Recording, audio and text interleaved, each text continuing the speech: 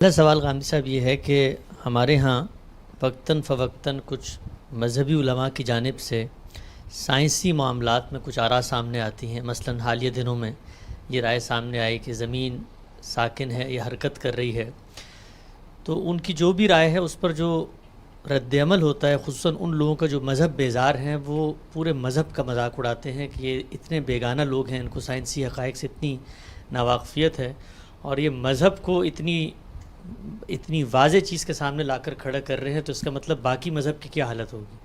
تو دو باتیں میں آپ سے پوچھنا چاہتا ہوں۔ پہلی تو یہ کہ آپ کے علم کے مطابق قرآن مجید میں یا دین میں کہیں یہ زیر بحث ہے کہ زمین ساکن ہے یا متحرک ہے؟ اور دوسرا، یہ جو سائنسی انکشافات ہیں ان کے مقابلے میں جب ہم مذہب کو لے کر آتے ہیں تو یہ رویہ کیسا؟ اللہ تعالیٰ کی کتاب قرآن مجید کے بارے میں تو میں کئی مرتبہ یہ عرض کر چکا ہوں کہ اس طرح کی چیزیں اصلاً اس کا موضوع نہیں ہے۔ یعنی وہ کوئی سائنسی حقائق بیان کرنے کے لیے یا تاریخی واقعات بیان کرنے کے لیے نازل نہیں کی گئی۔ نہ تاریخ کی کتاب ہے، نہ سائنس کی کتاب ہے۔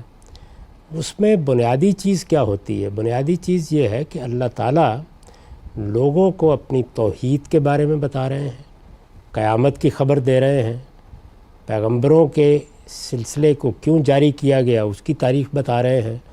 تو بنیادی طور پر یہ چیزیں اس کا موضوع ہیں۔ اب ان چیزوں کو بیان کرتے وقت استدلال بھی ہوتا ہے، اللہ تعالیٰ کے صفات بیان کیے جاتے ہیں، اس کائنات کی حقیقت بیان کی جاتی ہے کہ انسان ان چیزوں پر غور کر کے اپنے رب کو پہچانے۔ یعنی بنیادی مقصد یہ ہوتا ہے۔ اس میں ضمناً بعض ایسی تعبیرات بھی آ جاتی ہیں کہ جن کو اگر آپ کہیں تو آپ کہہ سکتے ہیں کہ ان میں ایک بڑی حقیقت کو بیان کر دیا گیا۔ یعنی اصلاً اس حقیقت کو بیان کرنا پیش نظر نہیں ہوتا، بلکہ اصل چیز وہ استدلال ہوتا ہے جو اللہ تعالیٰ توحید پر، آخرت پر، اپنے بنیادی مقدمات پر پیش فرماتے ہیں۔ اس کی ایک مثال یہ ہے کہ یہ بتانے کے لیے کہ اے انسان تمہیں شعور حاصل ہوا ہے تو اب تم یہ خیال کرتے ہو کہ تم بڑی چیز بن گئے ہو۔ ایک زمانہ ایسا بھی رہا ہے کہ تم کوئی حقیقت نہیں رکھتے تھے، اور جب یہ بحث ہو گئی کہ کوئی حقیقت نہیں رکھتے تھے تو انسان کی پیدائش کے تدریجی مراحل بیان ہو گئے تاکہ یہ معلوم ہو کہ اللہ تعالیٰ نے اپنی قدرت کی کیا نشانیاں تم میں دکھائی ہیں، کہاں سے تمہیں اٹھایا ہے، ایک نطفے سے اٹھاتا ہے تو کیا سے کیا بنا کے پیش کر دیتا ہے، اور اس وقت مٹی کے پیٹ میں جب تمہاری نشو و نما کی ابتدا ہوئی تو تب کن مراحل سے گزرے۔ تو اب اس میں اگر آپ دیکھیں تو سورہ سجدہ میں گویا انسان کے وجود پذیر ہونے کی جو داستان بیان ہو گئی ہے، تو آپ کہہ سکتے ہیں کہ موجودہ سائنسی تحقیقات بھی بڑی حد تک وہی کچھ بیان کر رہی ہیں۔ یعنی مقصود تو یہ نہیں تھا، لیکن چونکہ اللہ کا بیان ہے، ایک قطعی حجت ہے، اس میں جو کچھ بھی بیان کیا گیا ہے وہ غلط نہیں ہو سکتا، تو آہستہ آہستہ ایسی بہت سی باتوں کی سائنسی تحقیقات سے بھی تصدیق ہونا شروع ہو جاتی ہے۔ اسی طرح کی بات آپ یہ کہہ سکتے ہیں کہ زندگی کیسے پیدا ہوئی، یعنی زندگی کی پیدائش کس طرح سے ہوئی ہے۔ تو یہ ایک بڑا سوال ہے، فلسفے کے سامنے بھی رہا ہے، اس پر بہت کچھ کہا جاتا رہا ہے۔ تو عناصر کی تالیف سے زندگی پیدا ہوئی اور اس پہ پانی نے بنیادی کردار ادا کیا ہے۔ مثلا یہ بات بھی قرآن مجید نے ایک جگہ محض امتنان کے پہلو سے بیان کر دی، یعنی ضمناً اسی طریقے سے بیان ہو گئی۔ زمین، آسمان، اجرام فلکی کے بارے میں بھی ایک بیان دے دیا کہ کلٌ فی فلک یسبحون، ہر چیز اپنے اپنے مدار میں تیر رہی ہے۔ تو اس طرح کے جو بیانات ہیں وہ قرآن مجید میں آتے ہیں، تو ان کی نوعیت سمجھ لینی چاہیے۔ تو میرے علم کی حد تک میں تو اب یہ بات اس لیے کہہ سکتا ہوں کہ پورے قرآن مجید کی تفسیر کی سعادت حاصل ہوئی ہے اور اس پر میں نے برسوں کام کیا ہے۔ وہ کسی جگہ کوئی ایک چیز بھی ایسی نہیں ہے کہ جو یہ بتا رہی ہو کہ زمین ساکن ہے یا وہ گھومتی نہیں ہے۔ یہ قرآن مجید کا موضوع ہی نہیں ہے، بلکہ اس کے بالکل برخلاف بیانات جیسے میں نے ابھی عرض کیا قرآن میں موجود ہیں۔ ان کے بھی دینے کا مقصد یہ نہیں تھا کہ ایسے سائنسی حقائق بیان کیے جائیں، بلکہ اللہ تعالیٰ اپنی قدرت، اپنے اہتمام، اپنی حکمت کی طرف توجہ دلاتے ہیں، اس ذیل میں یہ حقائق بھی بیان ہو جاتے ہیں۔ تو یہ تو قرآن مجید کا معاملہ ہے۔ علماء کا جہاں تک تعلق ہے تو اس میں دو تین چیزیں بڑا غیر معمولی کردار ادا کرتی ہیں۔ ایسا ہوتا ہے کہ بعض زمانوں میں علوم پیدا ہوتے ہیں. انسان کی بڑی خاصیت یہ ہے کہ وہ علم پیدا کرنے کی صلاحیت رکھتا ہے. یعنی جتنے بھی ہمیں دوسرے جاندار نظر آتے ہیں یا مخلوقات نظر آتی ہیں، انسان کے امتیازی خصائص آپ متعین کریں تو ان میں سے کوئی علم پیدا نہیں کرتا. یعنی جو علم انہیں دے دیا گیا ہے اس کے مطابق وہ جبلی طور پر زندگی بسر کر رہے ہیں، لیکن علم پیدا کرنے کی صلاحیت نہیں ہے کسی میں. انسان علم پیدا کرتا ہے، تو علم ہر دور میں پیدا ہو جاتا ہے. تو جب یونانی علوم آئے اور ان کے نتیجے میں ایک خاص علم کلام پیدا ہوا تو یونانی علوم فلسفے کو بھی زیر بحث لا رہے تھے. فلسفے کا مطلب اس زمانے میں تھا ما بعد طبیعیات اور اخلاقیات، یعنی میٹا فزکس اور ایتھکس. اور وہ اس کے ساتھ جو بڑے فلسفی تھے وہ علم حیات کے مسائل بھی زیر بحث لا رہے تھے، کائنات کے بارے میں اپنی رائے دے رہے تھے، سیاست، معاشرت، ان کے بارے میں بھی بتا رہے تھے. تو ایک جامع علم تھا جو مسلمانوں کے ہاں آیا اور وہ اس سے متعارف ہوئے. تو اس علم کے بعض حقائق کو اس زمانے میں مان لیا گیا، تسلیم کر لیا گیا کہ یہ ٹھیک ہے. اس سے علم کلام کے کچھ مقدمات سامنے آئے. تو ہمارے ہاں وہ علم کلام پڑھانا شروع کر دیا گیا، اس کے ماہرین بھی پیدا ہوئے. دور حاضر میں جو لوگ ان چیزوں کے ماہر تھے، یعنی استخراجی منطق جس کو آپ ڈیڈکٹیو لاجک کہتے ہیں، اسی طرح وہ فلسفیانہ یا قدیم حیات اور سائنس کے مسائل جس سے علم کلام وجود میں آیا تھا اس کے ماہرین تھے. تو انہوں نے وہ خالصتاً قیاسی اور استنباطی علم تھا. جب سائنس نے مشاہدے اور تجربے کے اوپر بنیاد رکھ کے ایک بالکل ہی نئی دنیا پیدا کر دی تو پہلے مرحلے میں یہ خیال کیا کہ وہ جو کچھ ہم پہلے ایجاد کر چکے ہیں علمی طور پر اس کا مقابلہ کر لیں گے ہم. تو اس طرح کی چیزیں اس وقت سامنے آئیں. یہ جو آج کل بہت زیر بحث ہے، احمد رضا خاں بریلوی صاحب کی کتاب زمین کے ساکن ہونے یا گردش کرنے کے بارے میں 1921 میں ان کی وفات ہوئی ہے. تو ظاہر ہے کہ یہ اسی زمانے کی چیز ہے.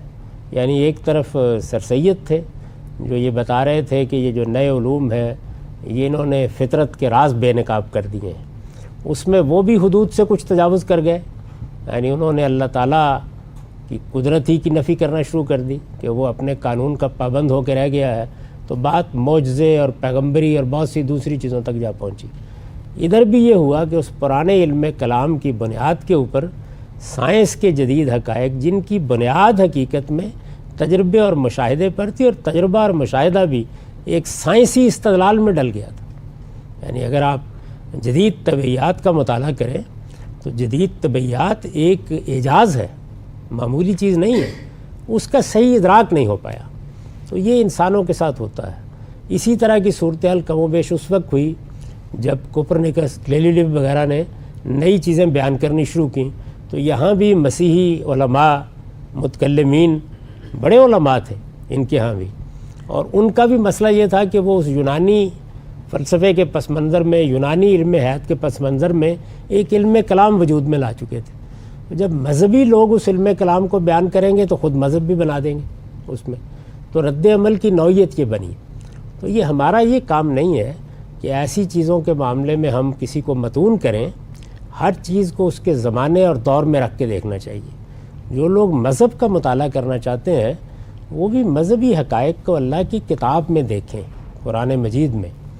اگر کوئی ضمناً چیز زیر بحث آنی چاہیے تو زیادہ سے زیادہ آپ کہہ سکتے ہیں کہ پیغمبر صلی اللہ علیہ وسلم کی نسبت سے جو ارشادات بیان ہوئے ہیں. لیکن اس کے آگے علماء وہ کسی دور میں بھی ہوں، وہ اپنے دور کے اسیر ہوتے ہیں. جس علمی ٹریڈیشن میں وہ کھڑے ہوتے ہیں اس سے بالکل اوپر ہو کے کھڑے ہو جانا یہ انسان کے بس کی چیز نہیں ہے. تو میرا احساس یہ ہے کہ ایسی چیزوں کو ماضی کی نظر کر دینا چاہیے اور بس اس کے بعد آگے بڑھنا چاہیے. اس کی جزا فضا کرنے کی کیا ضرورت ہے؟ انسان تھے، پیغمبر تو نہیں تھے. نہ علماء کو اپنے آپ کو پیغمبر کی حیثیت دینی چاہیے اور نہ ہمیں انہیں پیغمبر سمجھ کر خدا کے دین کے بارے میں ان کی غلطیوں کی بنیاد پر فیصلے کرنے چاہیے. علم کے قافلے کو آگے بڑھنا چاہیے. اسی طرح اس کا ایک اور پہلو بھی بہت عام ہے، معاف کیجیے، وہ یہ ہے کہ علم ہمارا ہے، علم اہل مشرق کا ہے، علم مغربی قوموں کا ہے. میں اس کو صحیح نہیں سمجھتا. آپ یہ دیکھیے کہ بہت سے علوم یونان میں پیدا ہوئے. یونان کسی مذہبی پس منظر کا ملک نہیں ہے. یعنی وہ الگ بات ہے جو حضرت مجدد نے اپنے مکتوبات میں لکھ دی کہ افلاطون بھی حضرت مسیح علیہ السلام کی دعوت سے متاثر ہوا تھا، حالانکہ وہ پیدا ہی کوئی 350 سال پہلے ہوا ہے۔ تو اس طرح کی بہت سی چیزیں جو ہمارے ہاں آ گئیں، ان کا ایک خاص پس منظر ہے، اس میں آپ لا علمی کو بھی کہہ سکتے ہیں، بہت دخل ہوتا ہے۔ تاہم یہ بات ضرور ذہن میں رکھنی چاہیے کہ ہمارا جو سارا ذہنی اسٹرکچر ہے جو آج کا زمانہ بناتا ہے، اس کو اٹھا کر ہم ماضی میں نہیں لے جا سکتے۔ ہمیں اسی دور میں کھڑے ہو کر چیزوں کو دیکھنا بھی ہے، بتانا بھی ہے، اور معاملات کو آگے بھی بڑھانا ہے۔ تو میں خاص طور پر توجہ دلا رہا تھا کہ مغرب مشرق میں تقسیم کرنے کے بجائے علم کو انسانیت کی میراث سمجھنا چاہیے۔ جس قوم کے پاس ذرائع و وسائل جمع ہو جاتے ہیں، قوت جمع ہو جاتی ہے، اور ایک عمومی رجحان بعض عمرانی احوال کی وجہ سے پیدا ہوتا ہے، اس کے ہاں کسی خاص علم کے اختصاص کی طرف بہت رجحان ہو جاتا ہے۔ یونانیوں کو آپ دیکھ لیں، دنیا میں اس وقت دنیا میں بہت سی اور بھی قومیں تھیں، ہندوستان کو آپ دیکھ لیں، مصر کو دیکھ لیں، تو اپنی اپنی نوعیت کے علوم کی طرف مختلف قوموں کا رجوع ہوتا ہے۔ مسلمانوں کی بھی ایک تاریخ ہے۔ تو اس کو انسانیت کا سفر سمجھنا چاہیے، اور یہ تقسیم چھوڑ دینی چاہیے ہر حال میں۔ مغرب میں علوم پیدا ہوئے تو کیا مغرب میں جو لوگ تھے وہ ایسی مزے کا خیز باتیں نہیں کرتے تھے؟ تو بھی کرتے تھے۔ آپ فرانسس بیکن کو دیکھیے، یعنی اس نے کس چیز سے استدلال کیا اس بات پر کہ سیارے صرف 7 ہی ہو سکتے ہیں؟ اس لیے کہ انسان جو ہے اس کو جو منفذ اللہ تعالیٰ نے عطا کیے ہیں وہ 7 ہی ہیں، 2 آنکھیں ہیں، 2 نتنے ہیں۔ سوچیں ذرا، منہ ہے کہ یہ کوئی ہے استدلال؟ اور کون کر رہا ہے؟ وہ جو جدید تنقید کا بانی ہے۔ تو ہر جگہ اس طرح کی مزے کا خیز چیزیں آپ فرمائیں تو میں 1 گھنٹے تک آپ کو بتا سکتا ہوں کہ مغرب میں جو بہت بڑے بڑے لوگ رہے ہیں وہ اپنے اپنے دور میں کیا باتیں کرتے رہے۔ عورتوں کے بارے میں صرف نیٹشے کے افکار و خیالات کبھی بیان کر دیے جائیں تو لوگوں کے کانوں سے دھواں نکلنے لگ جائے۔ تو بھئی یہ ساری دنیا اسی طرح چلتی رہتی ہے، اس میں کسی خاص گروہ کو، کسی خاص علم کو متون کرنے کی کوئی وجہ نہیں۔ یہ ہوتا ہی کب پیدا ہے؟ جب ہم علم کو مشرق مغرب میں بانٹنا شروع کر دیتے ہیں۔ علم پوری انسانیت کی میراث ہے، لوگ چل رہے ہیں، پیدا ہو رہے ہیں۔ ابھی آپ دیکھتے ہیں کہ بہت سے لوگ ہیں جو ہماری قوموں میں سے، مشرقی قوموں میں سے اٹھتے ہیں، وہ مغرب کی یونیورسٹیوں میں آ جاتے ہیں، بڑے علمی کارنامے دکھا رہے ہوتے ہیں۔ وجہ کیا ہوتی ہے؟ عمرانی احوال، ماحول، حالات وہ پیدا ہو جاتے ہیں۔ تو اس کا مطلب یہ ہے کہ یہ اللہ تعالیٰ نے کسی خاص قوم کے دماغ میں کوئی کمپیوٹر نہیں رکھا ہوتا، مختلف انسانوں کے اندر اس کا ظہور ہوتا رہتا ہے۔ اگر آپ اس جگہ سے لیں گے تو اس طرح کی بحثوں میں کبھی نہیں پڑیں گے۔ اچھا غام صاحب، یہ جو آپ نے فرمایا کہ قرآن مجید میں جب یہ بیانات آتے ہیں آفاق یا انفس کے حقائق سے متعلق تو ایک دوسرے پہلو سے آتے ہیں، لیکن ہم جب ان کو پڑھیں گے، جدید پڑھے لکھے نوجوانوں کو سمجھائیں گے تو وہ تو لازماً ان کی سائنٹیفک توجیہ یا ویریفیکیشن چاہیں گے اگر قرآن نے ایک بات کی ہے۔ اور دوسرا یہ ہے کہ جب ہم قرآن کے ان بیانات کو پڑھتے ہیں تو خود ہماری تقویت ایمان کا باعث بنتے ہیں کہ 14 سال پہلے اللہ نے یہ حقیقتیں بیان کر دیں۔ تو اب جب یہ حقائق سامنے آئیں گے، زمین آسمان کی تخلیق، بچے کی تخلیق، زمین کے پیٹ سے انسانیت کی تخلیق، ان سب کو پھر ہمیں مسلمانوں کو سائنٹیفکلی پروف کرنا پڑے گا نا کہ ہم سائنس کے ساتھ اس کو لے کر چلیں، دنیا کو بتائیں کہ یہ خدا کے حقائق سائنس کے منافی نہیں ہیں۔ تو پھر تو ہمیں قرآن کی ہر اس دعوے کی سائنٹیفک توجیہ کرنی پڑے گی۔ بس ایک اصول ذہن میں رکھیں، وہ یہ کہ جب آپ قرآن مجید کی تفسیر تشریح کریں تو اس کی تفسیر و تشریح کے فطری اصولوں سے تجاوز نہ کریں۔ فطری اصول کیا ہیں؟ یعنی قرآن مجید میں لفظ عربی معلیٰ کی روح سے یا رسالت مآب صلی اللہ علیہ وسلم کی زبان کی روح سے کس مفہوم میں استعمال ہوئے، جملے کی تالیف نے اس کے اندر کیا معنی پیدا کر دیے ہیں، سیاق سباق نے اس کو کس مفہوم میں بند کر دیا ہے۔ آپ اگر اپنی بات کو یہاں تک رکھیں اور اگر کوئی اپنے زمانے کے علم کو استعمال بھی کرنا ہو تو زیادہ سے زیادہ مثال کے طور پر سمجھانے کے لیے کہیں، اس کا مصداق نہ قرار دے دیں، تو کبھی کوئی مسئلہ نہیں پیدا ہوگا۔ اصل میں ہوتا کیا ہے کہ ہمیں اپنے زمانے میں، یعنی فرض کیجئے ہم آج سے 700 سال پہلے ہیں یا 800 سال پہلے ہیں، تو جو علم میسر آتا ہے ہم بیان ہی اسی کو قرآن مجید کا مدعا قرار دے دیتے ہیں۔ اس کی میں بڑی سادہ مثال آپ کو دے دیتا ہوں۔ موجودہ دور میں یہ جو قرآن مجید نے بیان کیا ہے کہ انسان کی تخلیق کس طرح ہوئی، تو اس میں 2 اپروچز ہوئیں۔ ایک اپروچ وہ تھی کہ جو روایتی علم نے پیدا کر رکھی ہوئی تھی. اب روایتی علم اپنی روایت کے اندر رکھ کر قرآن کو دیکھ رہا ہے، تو جیسے ہی قرآن پڑھا جاتا ہے تو وہ اس تفسیر کو نقل کرنے کے لیے مجبور ہو جاتا ہے کہ یہ مختلف بر اعظموں کی مٹی لی گئی، مٹی کے مختلف رنگ تھے، ان کا ایک پتلا بنایا گیا. اب یہ کیا چیز ہے؟ یعنی روایت نے ایک علمی پس منظر پیدا کیا ہے. بجائے اس کے کہ آپ قرآن مجید کے الفاظ سے ادھر آئیں، آپ یہ ادنا مناسبت دیکھ کے کہ غالباً پھر قرآن نے یہی بات بیان کی ہے، وہ روایت نیچے نقل کر دیتے ہیں. اب عام پڑھنے والے کے لیے وہ قرآن کا بیان بن جاتی ہے، کیونکہ آپ نے نقل کر دیا نا. اچھا، موجودہ زمانے میں جو آپ دیکھیں مولانا ابوالکلام آزاد، بلکہ اس سے بھی پہلے سے یہ چیز پیدا ہو گئی کہ نظریہ ارتقاء بہت شیوع اختیار کر گیا، عام ہو گیا. تو سب لوگوں نے ادنا مناسبت دیکھ کے یہ خیال کیا کہ یہ وہی تو بات ہے، تو نظریہ ارتقاء نیچے نقل کر دی. تو یہ دو مثالیں ہیں، ایکسٹریم مثالیں ہیں نا. یعنی ایک پرانی روایت چلی آ رہی تھی، وہ روایت تاریخ کی کتابوں میں بھی ہے، بہت لوگوں نے بیان کی ہے، وہ روایت آپ نے اٹھائی اور اٹھا کے نیچے رکھ دی.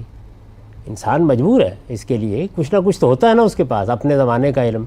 لیکن یہی ریاض ہے کہ آپ قرآن مجید سے متعلق بات بیان کرتے ہوئے یہ تصریح کریں کہ یہ بات اگر بیان ہو رہی ہے تو مثال کے طور پر، یا مثلا یہ بات اگر بیان ہو رہی ہے تو اب لوگ اس کو یوں بیان کرتے ہیں، آپ اسے قرآن مجید کی تفسیر بنا دیں گے جیسے کہ بنا دیا جاتا ہے، تو پھر نتیجہ وہی ہوتا ہے.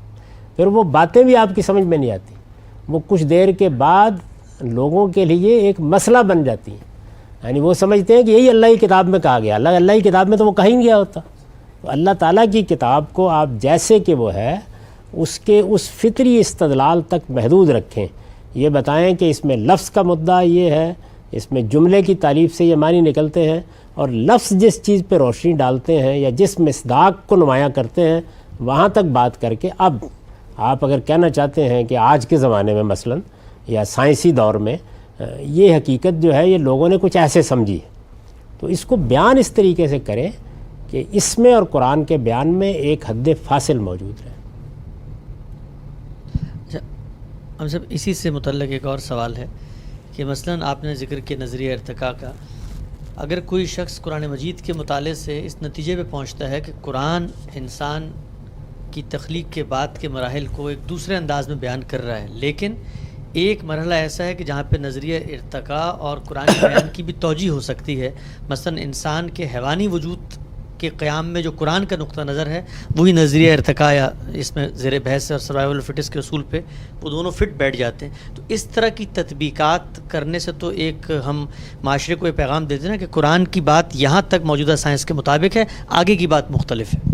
میں تو اس کو بھی ایسے نہیں بیان کروں گا. میں تو یہ کہوں گا کہ یہ قرآن کی بات یہ ہے، موجودہ سائنس میں بھی بعض چیزیں ایسی ہیں جس کی تصدیق کر رہی ہیں. یعنی بات کو اسی طرح بیان کروں گا، وہ ترتیب نہیں الٹنی چاہیے کسی حال میں. یعنی ہم یہ کرتے ہیں کہ جو ہمیں معاصر علم ملتا ہے اس کو بین ہی قرآن کا مدعا قرار دے دیتے ہیں. تو اگر آپ نے یہ نہ قرار دیا ہو تو ہر تفسیر کو اٹھا کے دکھایا جا سکتا ہے کہ دیکھیے قرآن مجید کی بات اتنی ہے. البتہ اس جدید علم پر جو آج کے زمانے کا ہے وہ پرانے زمانے میں بھی تو رہا ہے نا. ہر علم پیدا ہوتا رہتا ہے، انسان پیدا کرتا ہے، تو دکھا دیا جائے کہ یہ اس کی کچھ مثالیں آپ کو اس میں مل سکتی ہیں. تو مثال کی جگہ رکھ کے بیان کر دینا یا روشنی پڑ رہی ہے اس کے اوپر بیان کر دینا، اس تک اکتفا کرنا چاہیے.